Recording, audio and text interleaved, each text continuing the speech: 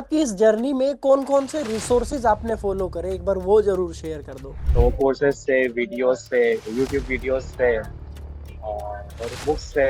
ये सर, यही सब चीजें हैं सर। इन सब चीजों से बहुत सारा डेटा हम लोगों को मिला, जिससे तो अपने प्रिपरेशन के दौरान सबसे बड़ा चैलेंज आपको क्या लगा था? चैलेंज तो आई थिंक सबसे ज्यादा यही रहता है कि कंसिस्टेंसी मेंटेन करना जब अपने को रिजल्ट्स नहीं दिख रहे होते हैं। मोटिवेशन से निकलने के जी। लिए आप अपने आप को कैसे मोटिवेट करते थे? डिमोटिवेशन अगर जब भी आता है, मान लेते हैं कि हमारे पास, हमको लगता है कि नहीं अब बहुत ज्यादा हो गया, मतलब बहुत समय भी हो गया, अपन कब से तैयारी कर रहे हैं, कुछ एग्जाम्स नहीं आ रहे हैं, कुछ क्या बोलते हैं। एक तो ये सबसे ज्यादा दे रहता है कि सर डिले हो जाते हैं एग्जाम्स, तो उसकी वजह से बहुत डिमोटिवेट हो जाते हैं। एग्जाम्स मान लेते हैं दिसंबर में होने वाले हैं, तो आप बोलेंगे कि नेक्स्ट ईयर होने वाला है एग्जाम, तो वो डिले की वजह से बहुत डिमोटिवेशन आता है। नमस्कार, प्रणाम, आदाब, सत श्री अकाल साथियों। आप सभी का बहुत बहुत स्वागत है, जितने भी साथी इस सेशन को देख रहे हैं। सबसे पहले तो आज के हमारे स्पेशल गेस्ट हैं, कह सकते हैं। स्टूडेंट से जब गेस्ट बनते हैं तो इसका मतलब है जीवन में कुछ ना कुछ तो बेहतरीन किया होगा। आज जो हमारे साथ में सैम डेविड, वो अपने आप में ही इंस्पिरेशनल है। क्यों इंस्पिरेशनल है भाई? क्योंकि उन्होंने ऑल इंडिया रैंक 1 100 परसेंटाइल के साथ में एमपी में जो अभी भर्ती निकली उसमें सरकारी कलम हासिल करी है। ये इनका सामने का ये है, आप देख सकते हैं। और उसी के साथ साथ सामने आपके खुद बैठे हुए हैं। तो इतने बड़े इंस्पिरेशनल सोर्स हैं खुद। मेरे को आज भी नाम याद है सैम डेविड का। मतलब कितनी बार ये कमेंट करता था, और उस समय पे ही पता लग जाता है इंसान का, बच्चे का स्पेशल पता लगता है। वीडियो बनाने का मकसद मेरा ये भी है कि देखो, प्रत्यक्ष को प्रमाण की आवश्यकता नहीं है, ये लिखिए। क्योंकि बहुत बच्चे बात करते हैं कि एक लड़की जो है वो फर्स्ट आई है, लड़का नहीं आया है। तो उन लोगों को मैं बता दूं कि गर्ल्स की जो लिस्ट अलग है, फिर बॉयज की लिस्ट अलग है, ओबीसी की, फिर एससी की, एसटी की, सबकी रैंक मेरिट अलग अलग निकाल रखी है। और उसी के साथ साथ में प्राइमरी की अलग और मिडिल की अलग मेरिट लिस्ट है। तो उस हिसाब से जितने भी टॉपर बन रहे हैं, ऊपर वाले की दया से अपनी क्लास के सारे ही हैं। मेरिट में देखोगे तो पीआरटी में मेल्स में, और पीआरटी फीमेल में, फिर टीजीटी मेल, टीजीटी फीमेल में। तो सब में ही जो फर्स्ट फर्स्ट रैंक है, और टॉप 10 में ज्यादातर, अधिकतर बच्चे, मैं हर किसी को क्लेम नहीं करता, लेकिन अधिकतर बच्चे हमारी क्लासेस से हैं। तो वो बहुत अच्छा भी लगता है कि इतने अच्छे अच्छे बच्चे हमें मिले। ये इनकी मेहनत है। और इनकी मेहनत का कुछ बूंद ये अगर दूसरों को भी बता दे कि कैसे इन्होंने किया, तो दूसरे की भी लाइफ में बहुत इम्पैक्ट लेके आता है। तो उसी के साथ साथ मैं स्वागत करता हूं तहे दिल से सैम डेविड का हमारे इस प्लेटफॉर्म पे। और इतना समय निकालने के लिए भी बहुत बहुत धन्यवाद।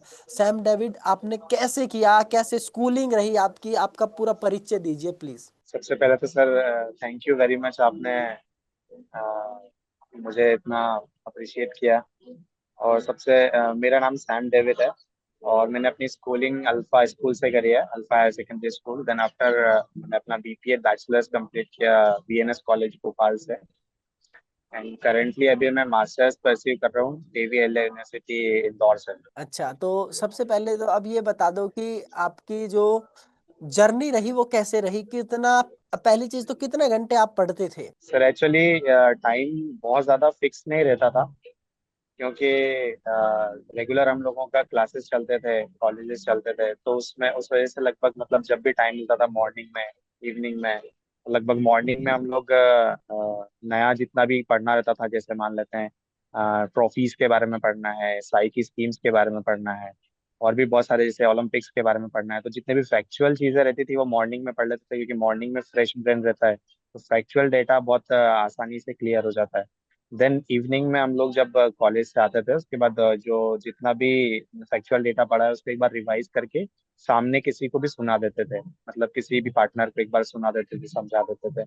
उससे वो जो फैक्चुअल डेटा हमने पढ़ा है वो थोड़ा सा और सीमेंटिक मेमोरी में चला जाता था, तो जिससे और ज्यादा आई थिंक ब्रेन में रिकॉल करने में ज्यादा आसानी रहती है। अच्छा, और कौन कौन दूसरी चीज से? सर, जैसे ही दूसरी चीज सर एक और ये रहती थी कि मान लेते हैं हमने फैक्चुअल डेटा पढ़ा है, तो उसके साथ में फैक्चुअल डेटा को किसी भी जैसे अपन लोग मेंटल इमेजरी बोलते हैं, कि डेटा को लिंक करना, जैसे आपने बहुत सारे इनको वो बताए थे एक्रोनियम्स, जैसे कि क्या बोलते हैं, कि वो बताया था आपने, सीएम मणिपुर वाले बताया था, तो अलग अलग टाइप के जैसे एक्रोनियम्स है, उसकी वजह से बहुत सारे जो शॉर्ट फॉर्म है उसकी वजह से बहुत सारी बड़ी बड़ी चीजें भी याद हो जाती थी, जिससे मतलब बहुत फायदा हुआ है, बहुत ज्यादा इससे सीखने को मिला हम लोगों को कि एक्रोनियम्स बना के याद कर लें।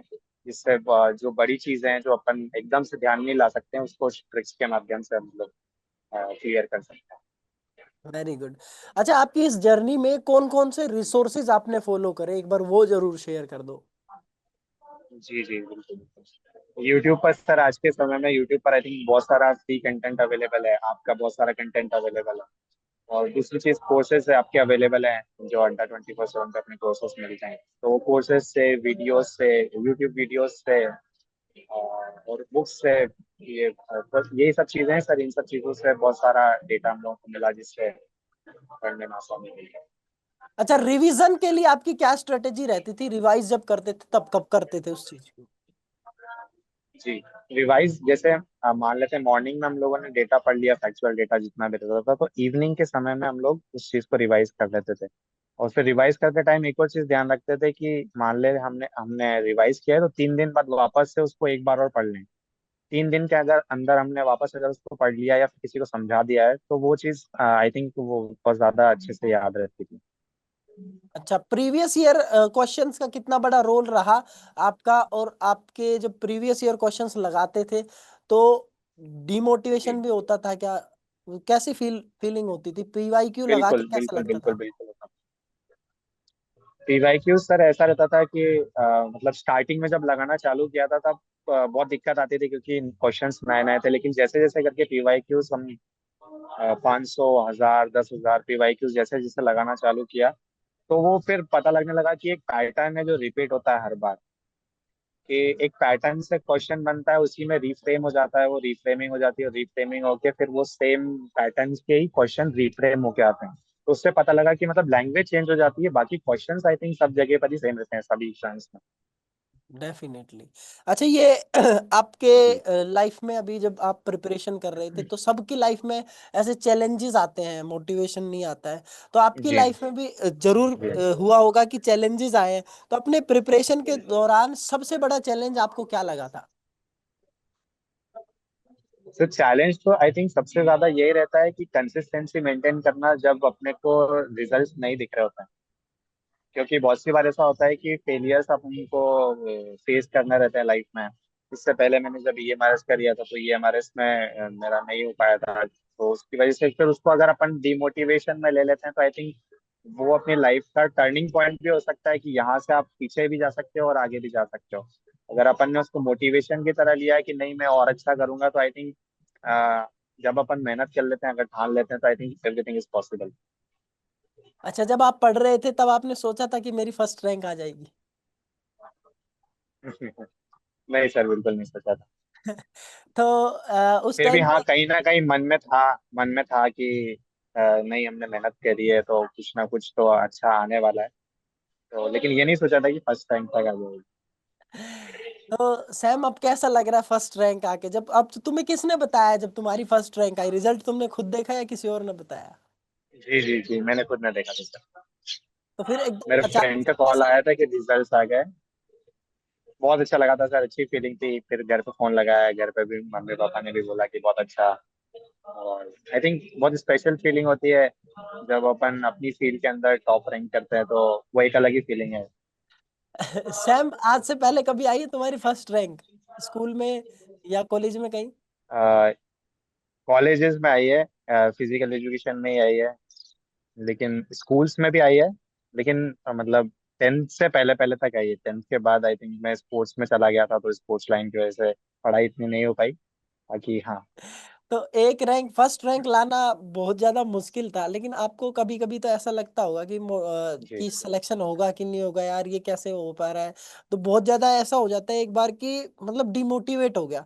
तो उस डिमोटिवेशन से निकलने के जी। लिए आप अपने आप को कैसे मोटिवेट करते थे प्रिपरेशन में?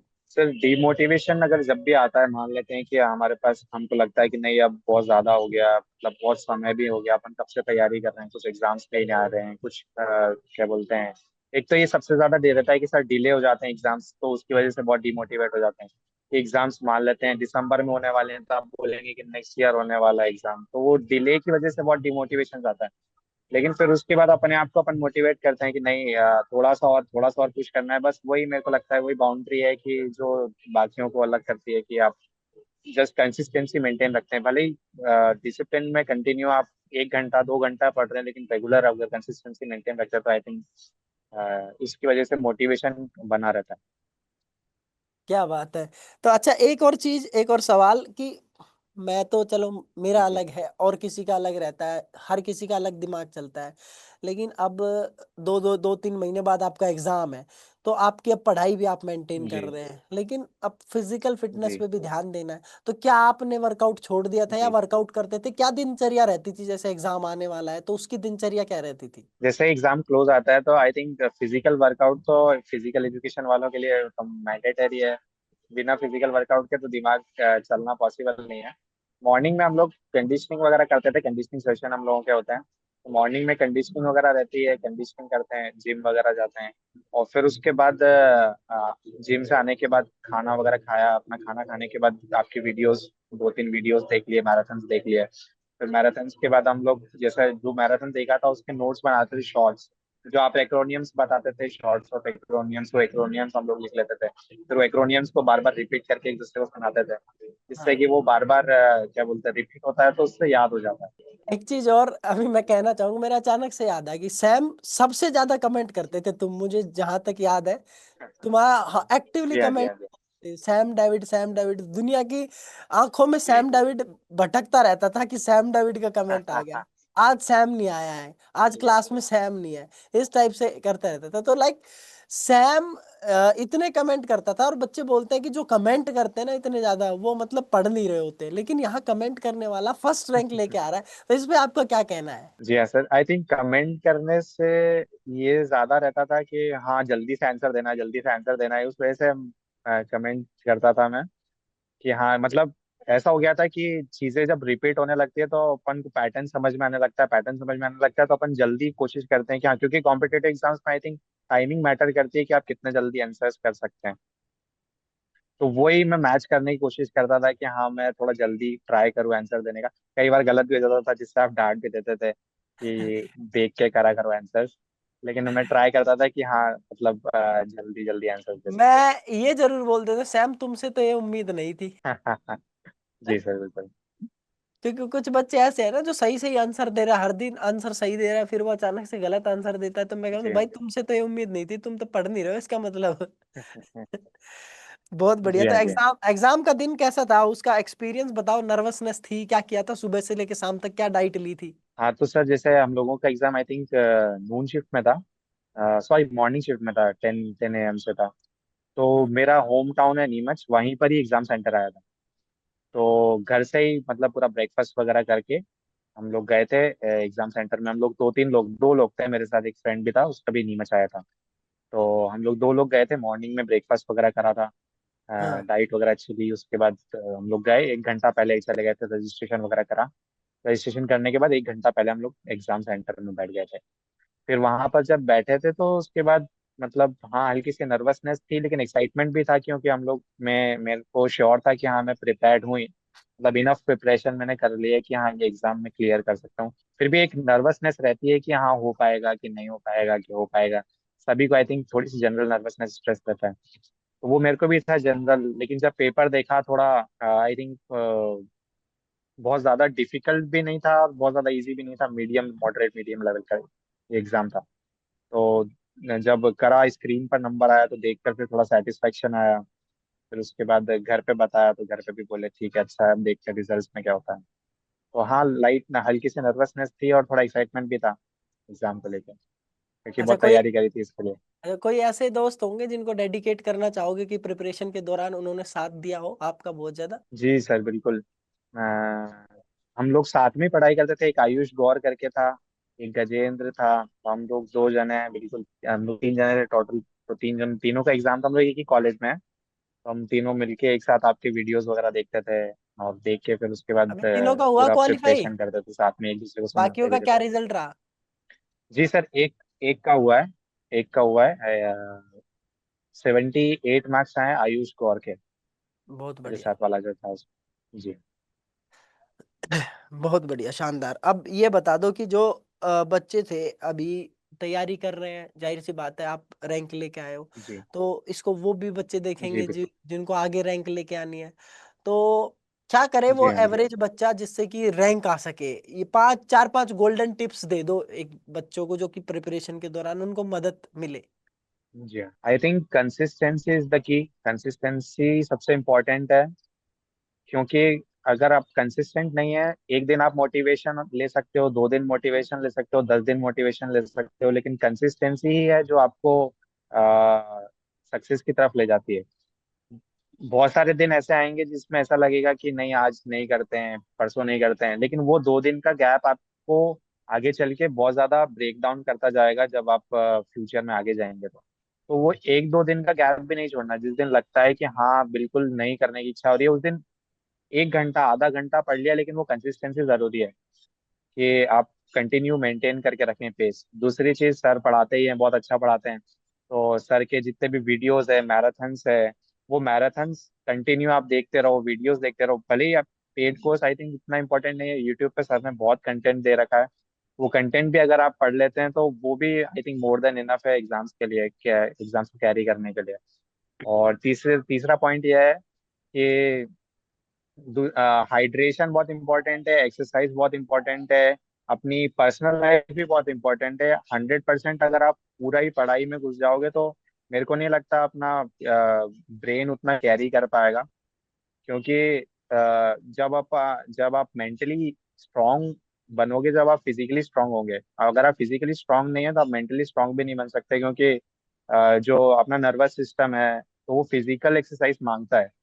जब अपन जितने भी फिजिकल एजुकेशन वाले बच्चे हैं, आई थिंक फिजिकल एक्सरसाइज बहुत इंपॉर्टेंट है मेंटल हेल्थ के लिए भी। और आई थिंक रिसर्च ने भी प्रूव कर रखा है कि फिजिकल एक्सरसाइज अगर आप करते हैं तो मेंटल हेल्थ आपका बहुत अच्छा रहता है। फिर चौथा पॉइंट ये है कि जितने भी आपके सीनियर्स हैं, आपके साथ वाले हैं, डॉक्टर, उनकी भी आप मान सकते हो, वो जो भी एडवाइस देते हैं उनकी भी आप बात सुन सकते हो। कि क्योंकि वो लोगों ने पहले भी एग्जाम्स क्लियर कर रखे हैं, तो जिन्होंने एग्जाम्स क्लियर कर रखे हैं उनके भी आप एडवाइस ले सकते हो कि हाँ ये ऐसे करना है, ऐसे कर सकते हैं अपन। तो यही पॉइंट्स हैं सर।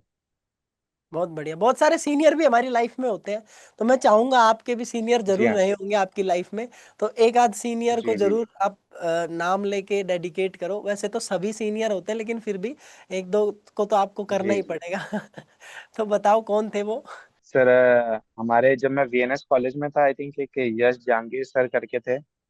तो वो उन्होंने भी बहुत अच्छा हमको मोटिवेट किया। उन्होंने ही बताया कि कॉम्पिटिटिव एग्जाम्स वगैरह होते हैं, तो आप इसमें भी जा सकते हो, ये भी कर सकते हो, वो भी कर सकते हो। तो उन्होंने इंट्रोड्यूस करवाया था।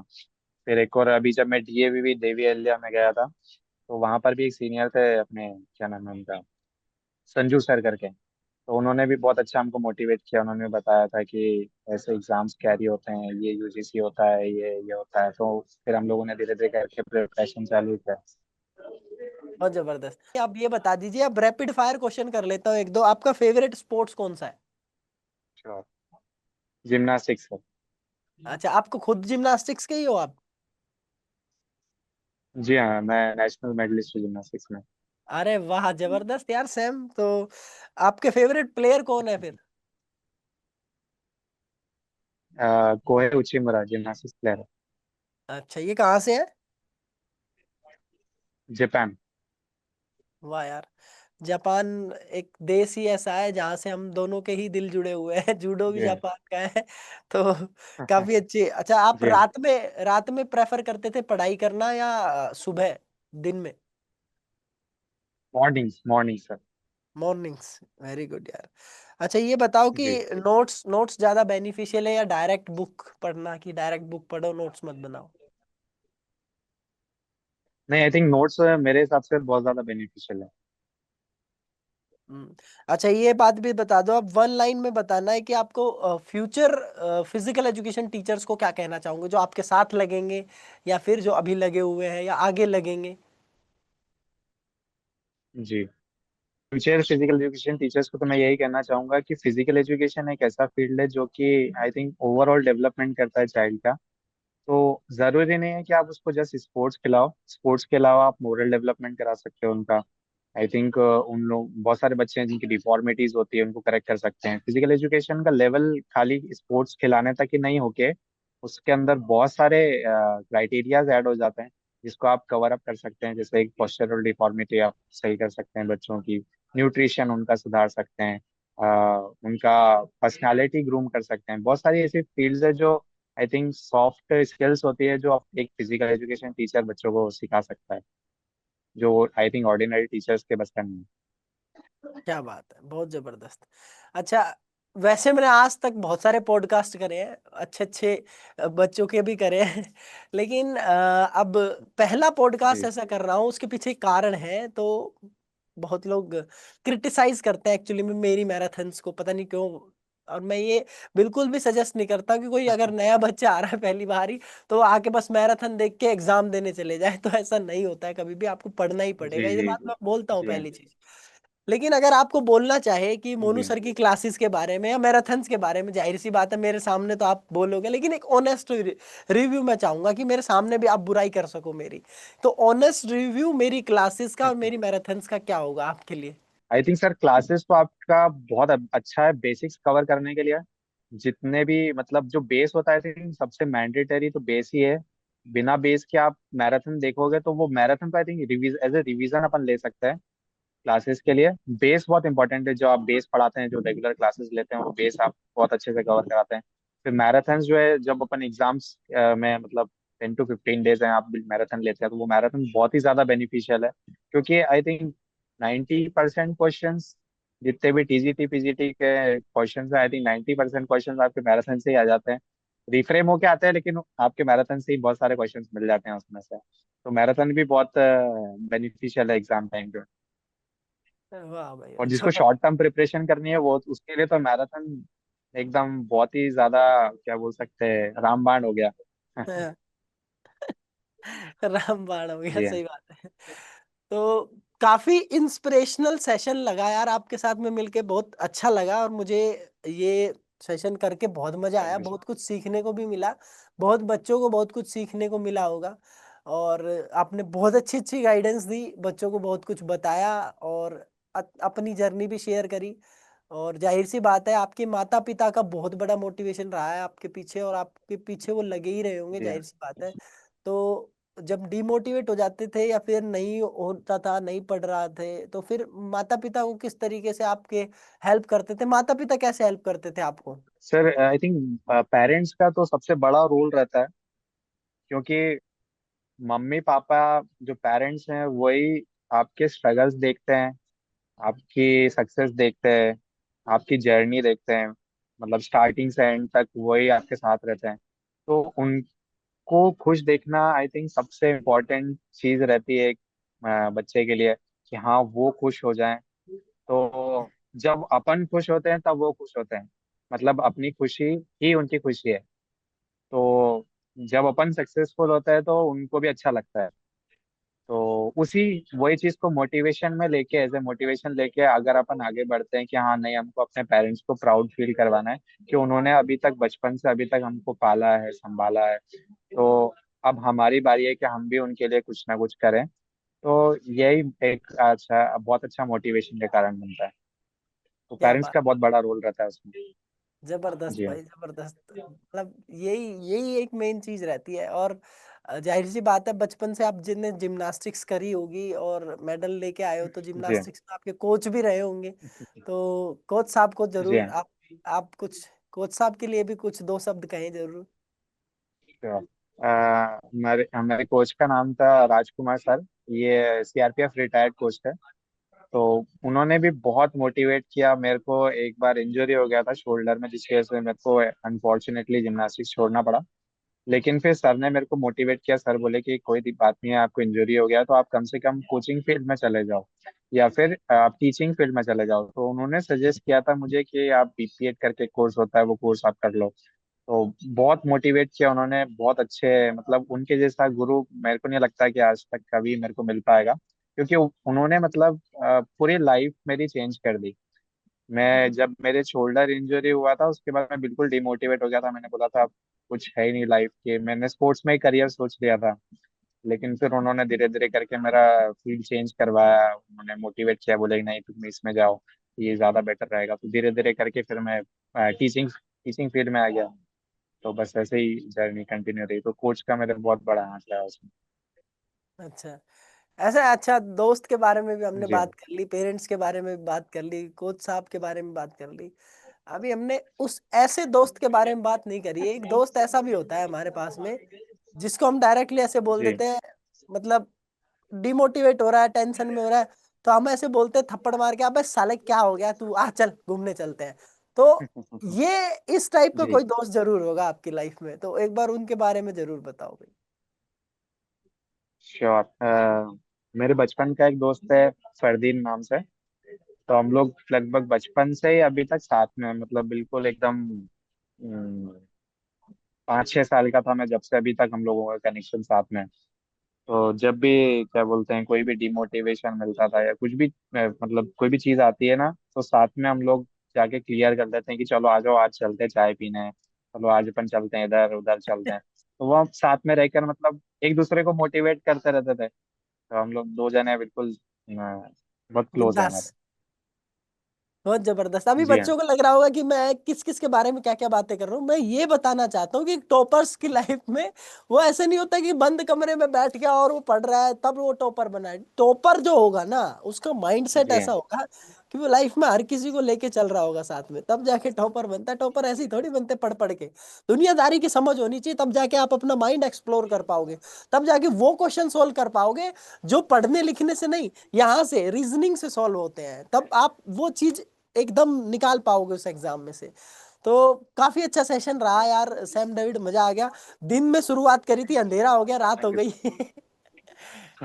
जी हाँ, जी ठीक है हाँ, जी हाँ। सैम, तो काफी अच्छा लगा। और कुछ कहना चाहोगे आप? जी बस सर, आपका थैंक यू। मतलब आपने, आपका ही सपोर्ट बहुत अच्छा रहा, आप मोटिवेशन रहा आपका।